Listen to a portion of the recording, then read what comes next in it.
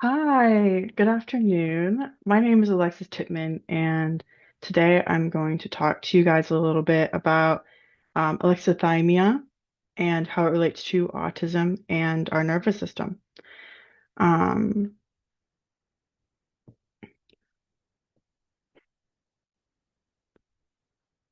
Emotions are the language of our nervous system.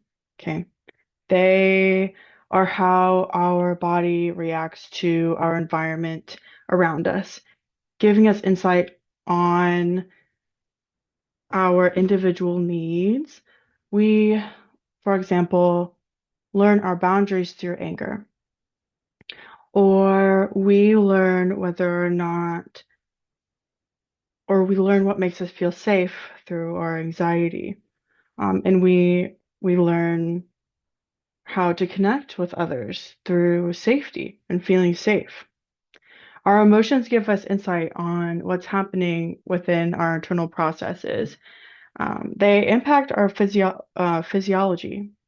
You may have noticed sometimes having an upset stomach, um, or nausea when you are feeling anxious or worried. Our immune systems are affected by stress, right? So you may have noticed that during flu season on years where you are more stressed, that you are more prone to getting the flu or a cold even. Um, because your nervous system, I mean, you're stressed, so your nervous system isn't working as effectively. Um,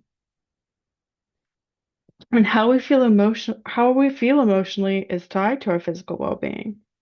When there are disruptions in the ability to notice our emotions and notice how we are feeling and how it's impacting our body, it it makes it difficult to regulate ourselves. Um, which lead to higher levels of stress and dysregulation in our nervous system. There are a lot of reasons why this disruption happens where we feel this disconnect between our bodies and our minds. It could be because of complex trauma where we have to shield ourselves away from how we are feeling in order to protect ourselves. It could be due to sensory processing differences, like in that you see in ADHD or autism, where the way that the brain is processing sensory information is like overwhelmed or disrupted or just different than a neurotypical person. And so noticing how things are affecting how our bodies are feeling or what's going on internally is can be difficult or I mean just challenging. This is what alexithymia is. It's the difficulty or it's when someone has a difference in how they are experiencing what's happening internally um to things and like recognizing emotion and what's happening when we are reacting to what's happening in our environment. Um, and alexithymia is kind of like it's just a fancy word for um our ability to like consciously like our conscious minds being able to process and notice our internal cues, like our emotions, our feelings, and the sensations that we are having. And so, for example, you may notice that when you're anxious or you're worried or frightened or scared, you may feel that your heartbeat is beating faster, or you may notice like a change in your and how your breath is. Um, when we're angry, you sometimes when we're angry, we are like slamming our fists or our the volume of our voice increases and we may be talking faster. Um, and there's like a tension with anger. And irritability too. There's like a tension that is felt sometimes, amongst like a bunch of different like other things. You may notice that your anger shows up in a completely different way than that. But those alexithymia is a disconnect of, oh, like my voice is increasing in volume, and I'm talking faster, and I feel tense. I'm angry. It's there isn't that process happening. It's those things are happening within the body still, but cognitive, like consciously, there isn't there isn't the there's a disruption in being able to notice that that's what's happening in the moment. Um, and when you're not able to be consciously aware of that, it's difficult to go, oh, I'm feeling angry. How do I cope through this? Or what do I need to do to regulate right now? Um, I'm a firm believer that like half of regulating our emotions is just noticing I'm feeling this way. Because once we know, like, oh, okay, I'm really upset by this. I'm feeling really sad that this happened. There's an understanding that's there. Like, oh, that's why I feel this way. Like I feel just like depressed. Like my body is heavy. I feel sluggish. Like there are tears coming out of my eyes, right? And so that's half the battle. And then in knowing that, we can go, okay, so if I feel sad, what now? Right? It allows you to go, oh, I feel this way. Now what? And so without being able to go, oh, I feel this way, where there's not the ability to go, oh, what now? Right? To even be able to step in to change what's going on or monitor the way that your emotions are affecting the environment around you, right? Because it can be really scary when we're really, really angry and we're unaware of our anger and how our anger is showing up.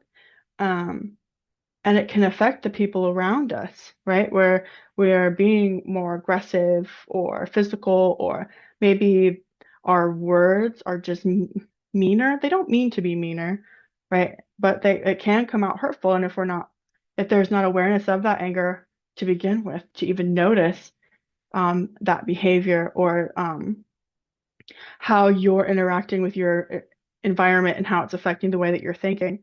Uh, it's difficult to intervene and change the way that you're feeling, right? And so it's a challenge that some specifically with autism, it's something that we see a lot with autism with people who are on the spectrum. It's they have this disconnection between how they are feeling in reaction to their environment.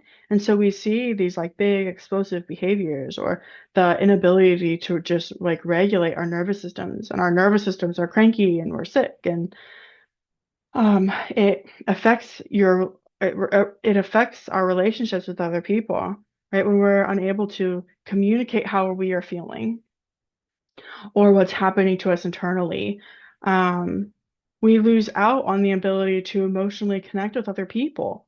And that can make it really difficult to stay connected to your friends and your family when you have this inability to explain, like what's happening internally, right?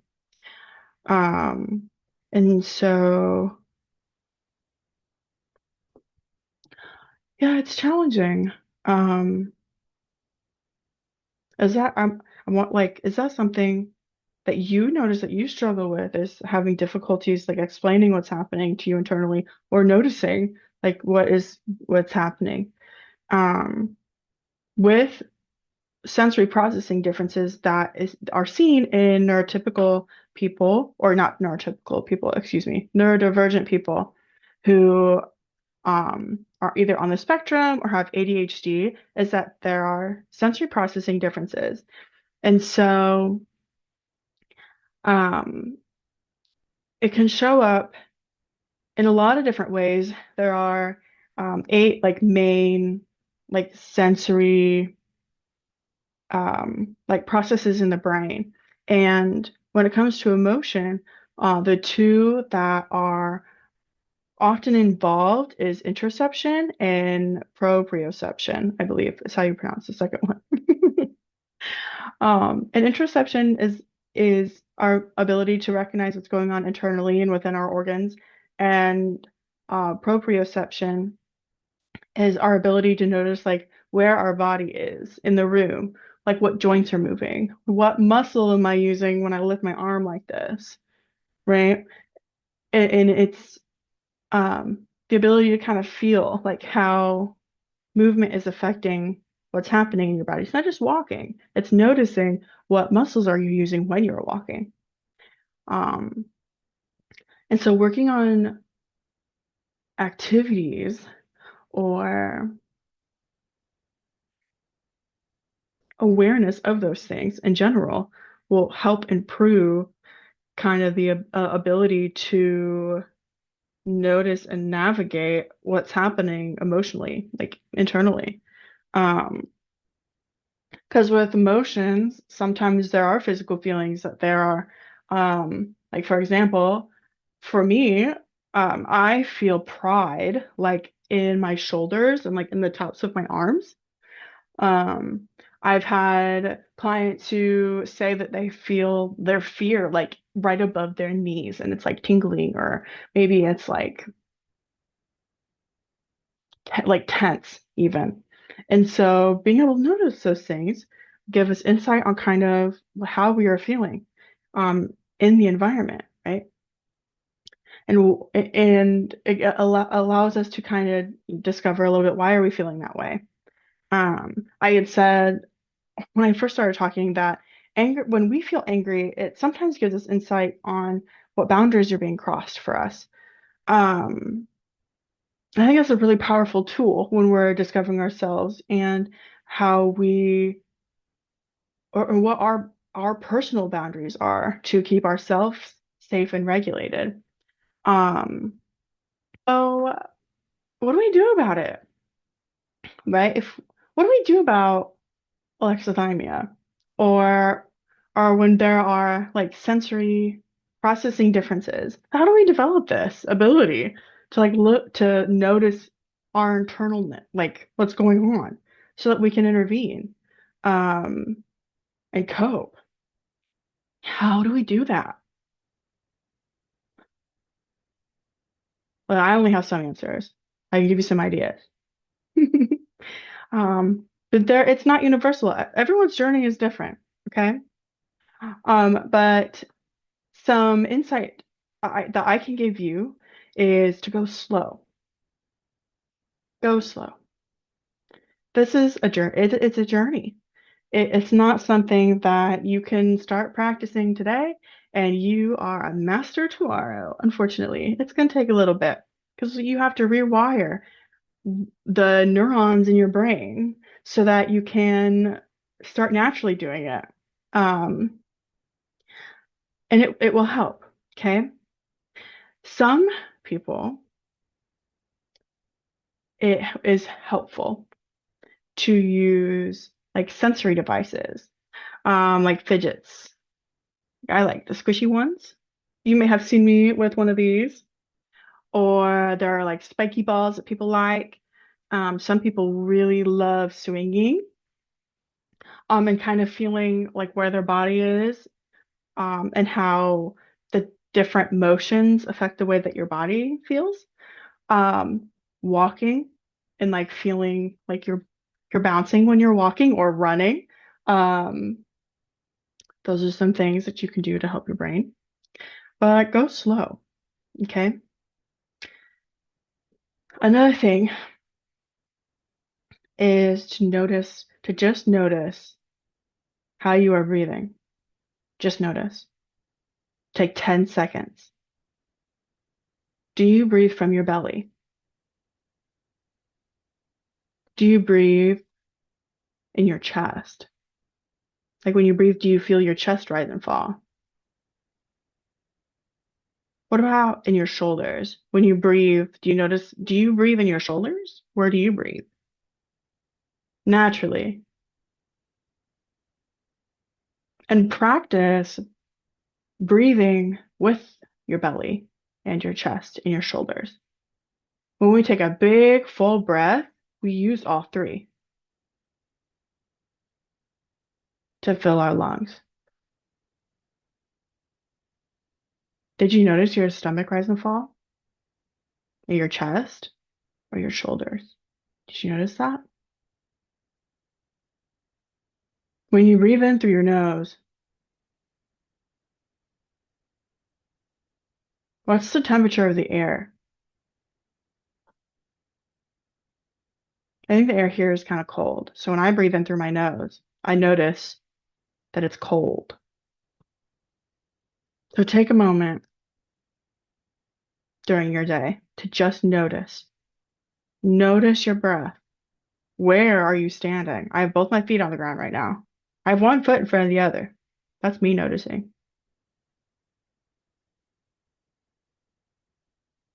I have like little T-Rex arms right now. That's another thing, like me noticing. My arms are up because my keyboard is right here. What else do I notice? I notice the light in this window reflecting off of my little beads on my chain right here. What do you notice?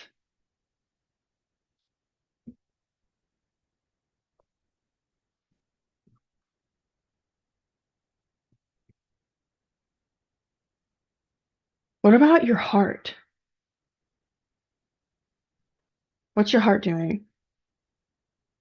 Is it beating fast? Is it slow? Can you feel it?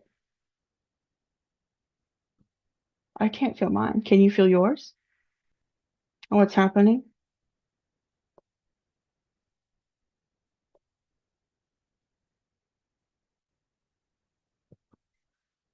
Another thing you can do um, that I've done with children in the classroom that has helped them with learning stillness and presence is to get a candle that hopefully it's one that you like the smell of.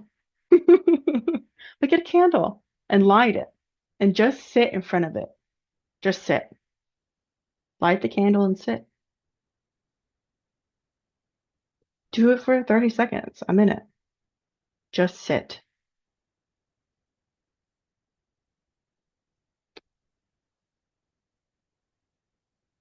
Allowing ourselves to slow down and be still and to notice. It helps our brain rewire our ability to notice what is happening internally inside of our bodies.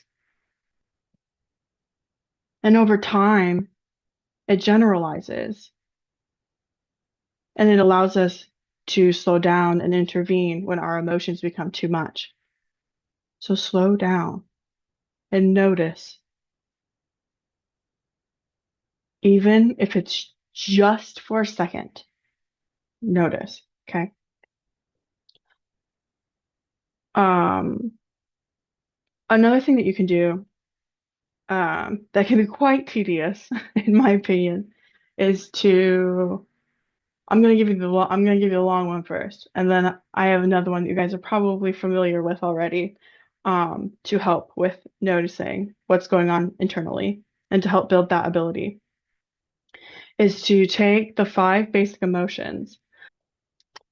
Okay, let's see. What does it say? The primary emotions is what they're called. It's joy, fear, anger, disgust, and sadness. Joy, fear, anger, disgust, and sadness. Think about a time where you felt sad or you remember being sad about something. And what were you, how did that feel in your body? Not, not really what happened. Well, not the process of being sad, but what did the sadness feel like for you? Um, and when you were feeling sad, what kinds of things did you notice you doing when you were feeling sad? What were you doing? What did you reach for to soothe yourself? Okay. Or how are you interacting with the people around you? How did that sadness affect the way that you were talking to others? So you could kind of take a look at the five different emotions and kind of reflect and think about how how they have shown up for you in the past and kind of remember what did that feel like? So that's a way that you could do it to start bringing a like conscious awareness to what like your emotional processes are. Another way that's pretty popular here at Core Zone that I love personally, and I know plenty of you do too, is to learn about the polyvagal theory ladder of um,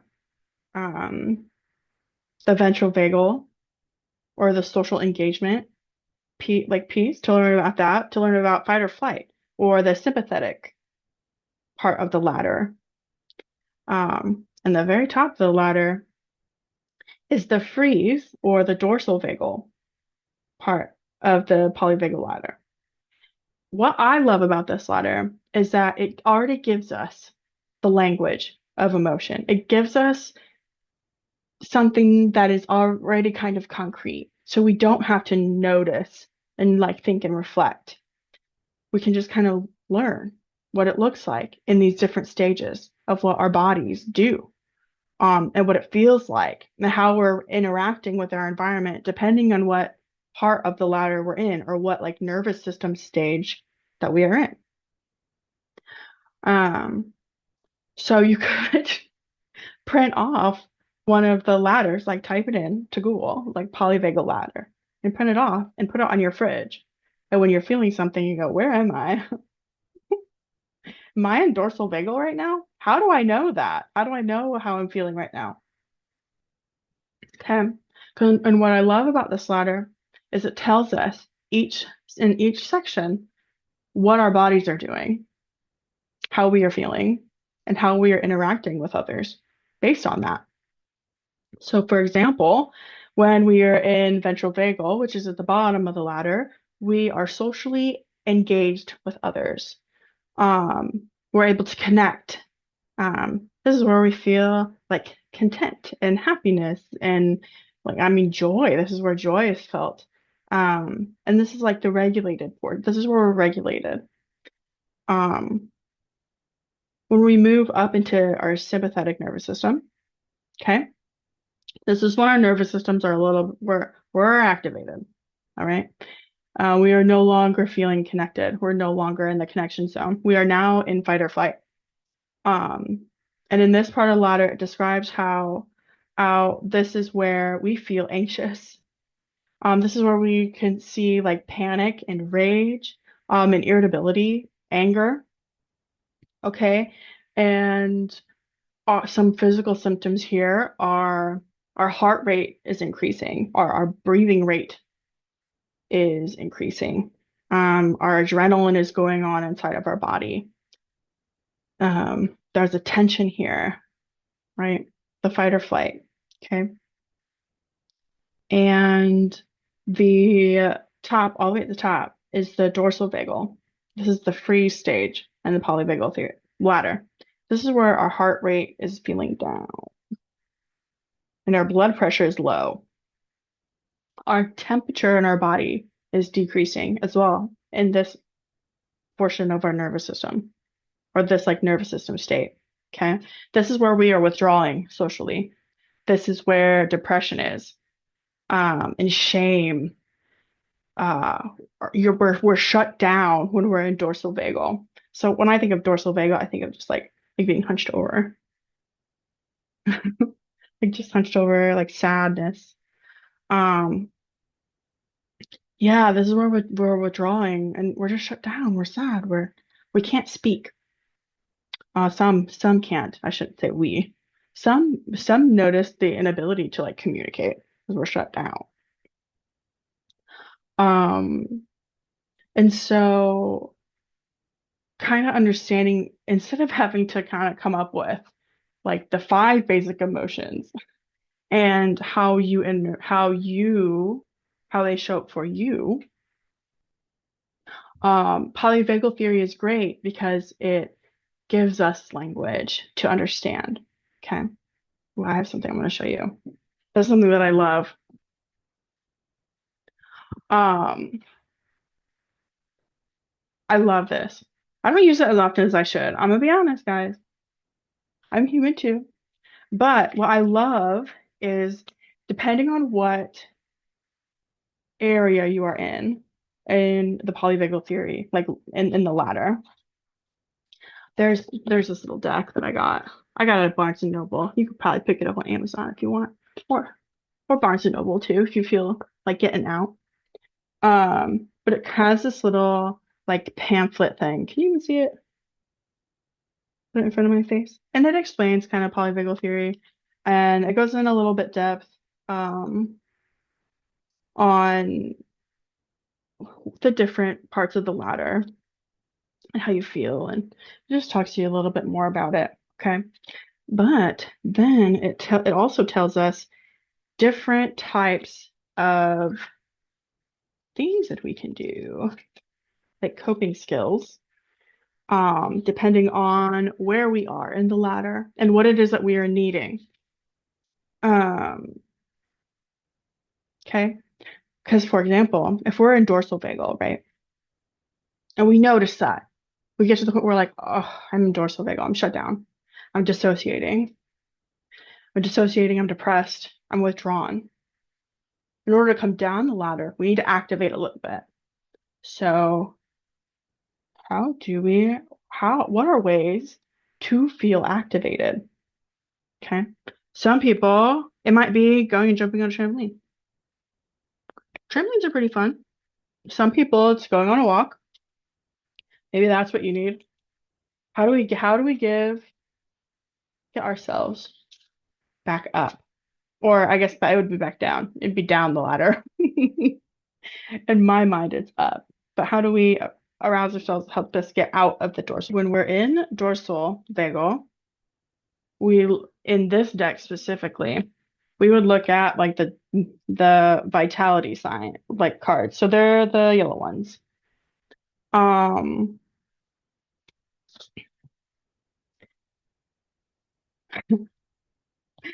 I love these. I must go into dorsal vagal a lot because I use these all the time. But one of the things you could do, for example, if you notice that you're down, if you don't want to run or jump on a trampoline or go for a walk, listen, I'm not running anywhere, so I understand if that's you. I don't blame you. One of the things you can do is windshield wiper legs. Okay, so again, let me show you the picture. Hello. Oh, maybe right in front of my face. You could do it, camera. You got it. You could see it. This is where you lay on your back on the ground. And you have your feet are on the ground, and so your legs are bent, and together, like your knees are together, and then you windshield wipe your legs back and forth. And this could be good to get you out of dorsal vagal. This is just an example.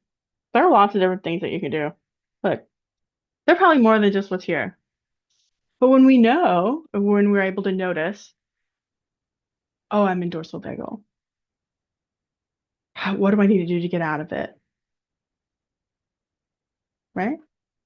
When we have that information, it allows us to intervene and decide what is going to be the best way for me to get back to connection.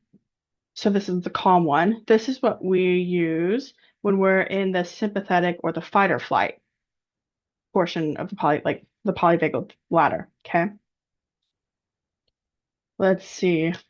Oh, these are silly. I also use these a lot. Okay. I'm trying to find one that's like going to be easy. Ooh, I like this one. I might use this one. I'm going to give you two. Okay. So one of them that you can do um is hum. Do you see it? Humming. It might be blurry, but it says humming. I'm gonna let you take my word for it, right? Humming, what it does, when we go hum, no, you notice that there's a vibration in your throat. Okay. This is why when we're angry, we tend to yell. It's like our body's like natural way of trying to regulate. But the vibration it activates um your vagus nerve that's back here. So it helps activate it to bring your body back to homeostasis or to feeling safe again. So humming or singing, if you like to sing, just sing. That'll do the same thing. Yelling. Like I don't know. You might have seen like people give the advice like scream into a pillow. That's not terrible advice. It's loud as heck, but it's not terrible. You just scream into a pillow because it gives that vibration um for your nervous system to well, I guess turn off. Feels safe to turn off to get out of that. Another thing too, another one that I like, I'm not going to demonstrate this for you either. Okay, I'm not getting on the floor. But you lay on the floor with your back on the floor, and then you have, so if you pretend this hand is me, and we're going to pretend, okay? Where it would be this way. So this is my head. I'll pretend. Okay, and these are my legs. You lay with your back on the floor, and then you put your legs, oh, you can't see. What if I go over here? Perfect. You have your legs like up the wall. So your butt is touching the wall and your legs are up and your back is on the ground. That also helps your nervous system to feel calm. Or not even just up the wall. You could just lay on your back and put your legs in the air. I'll be honest, I've done it. Like use those like exercise bands. Sometimes it feels pretty good. But and it's a really nice stretch. But that helps your body feel safe as well to come out of that is that what it's called? The sympathetic or your fight or flight part of your nervous system. Um, as an example. So those are two things that you can do if you notice that you're in that second part of the ladder where you're feeling angry or irritable or anxious or worried or your heart rate is increased and your breath is cranky, for example. Those are a couple of things. One of the things I will point out to you, if you do it, you do where you have your legs up against the wall, you have your legs up in the air with your back on the ground. What I like about this exercise, or I don't want to call it like a coping skill, because it's not really, it's just movement. Right? It's kind of coping. But when your back is on the ground, it forces you to breathe through your belly. And so you're able to, like, you'll naturally start breathing through your belly. So notice that, because it helps you take bigger, fuller breaths. So that increases the oxygen, like in your body, um, which makes our blood happy. We like that. So keep that in mind. That's why like belly breathing is so important because it does. It increases the oxygen in our blood. And we want happy blood, right? So movement is good too. Because when we move, it helps our blood like circulate in our bodies and filter. And so when we have like hormones or neurotransmitters that are making us angry or sad or like, I don't know, it helps kind of like detox some of that out when our blood is moving. So we do a little bit of, just wiggle a little bit. It's good for your blood. So the last one that I try to do second, but the last one, the bottom of the ladder, this is to strengthen your ventral vagal system to help you continue to feel connected. Ooh, this one is crawling, to crawl on the ground. You won't see me do that, but maybe you'd like it. Um, let's see.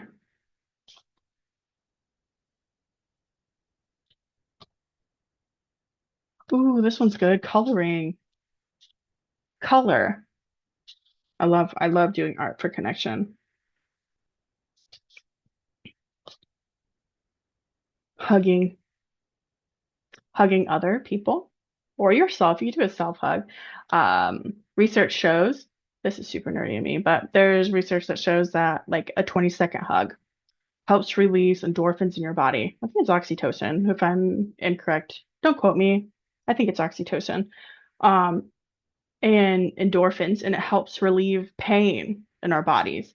So when you're feeling really, really stressed and you hug someone that you trust for 20 seconds, it can help relieve some of that inflammation and stress in your body.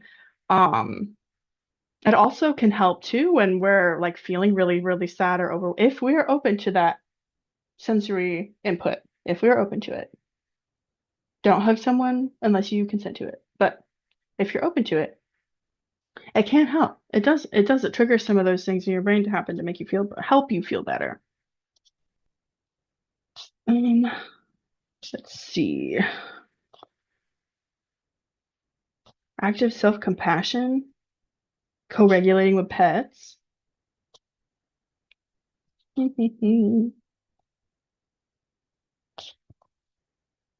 Superhero pose.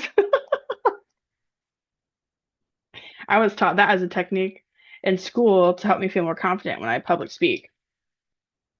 Um, but that's just when you like stand like this, where you like stand with your hands on your hips. Like feel powerful, you know? Allow that confidence to set in. It's good for your ventral vagal system. Yeah. Oh, or putting your hand on your heart.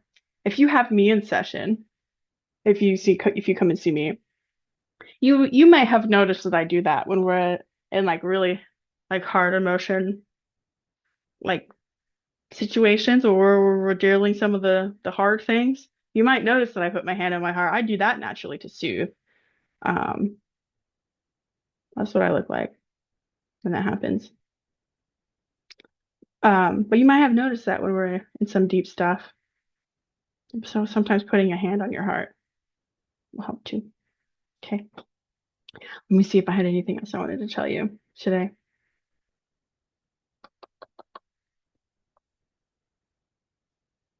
I took some notes. I didn't come completely unprepared.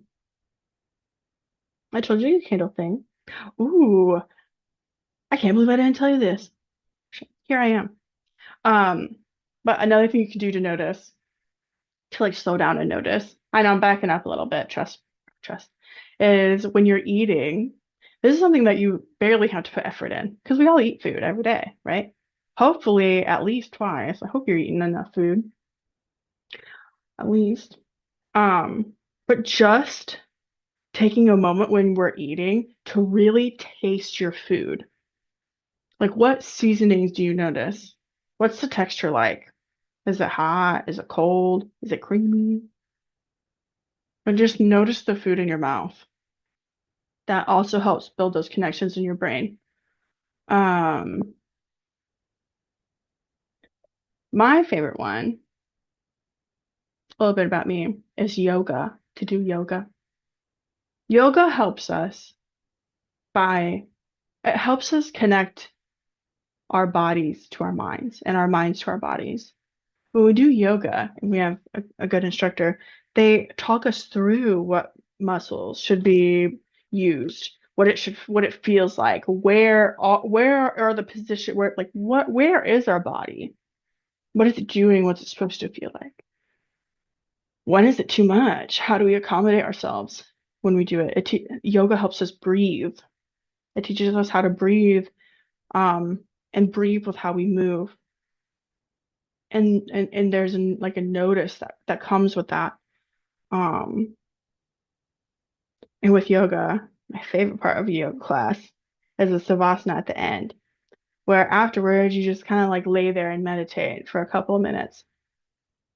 And what's really great about that stillness is our stillness in general.